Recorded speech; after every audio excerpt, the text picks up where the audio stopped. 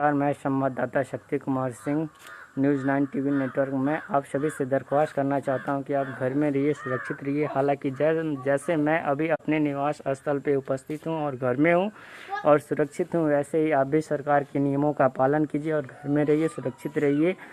और यदि मेरे मित्रों, मेरे सामने आप देख सकते हैं यहाँ लीची का पौधा है। मैंने इस लीची को जब मैं छोटा था तो यहाँ पे रोपण किया था, तो आज मैं इसका फल खा रहा हूँ। अगर आप लोग को भी लीची और आम का फल खाना है तो इसके पौधे को रोपण कीजिए और जिसके घर में आम और लीची है वो आम और लीची खाइए और स्वस्थ रहिए, तंदुरुस्त रहिए और अपने सेहत का ख्याल रखिए। अगर आप और सुरक्षित और सेफ रहेंगे तो आपका शरीर भी सुरक्षित सेफ और रहेगा और कोरोना आपसे दूर भगेगा। अगर आप बीमार पड़ते हैं तो कोरोना आपको चपेट में ले लेगा। तो आप लोगों से दरख्वास्त है, घर में रहिए, सुरक्षित रहिए, सेफ रहिए और सरकार का साथ दीजिए और अपना शरीर स्वस्थ और तंदुरुस्त रहिए और 2 गज की दूरी मेंटेन रखिए और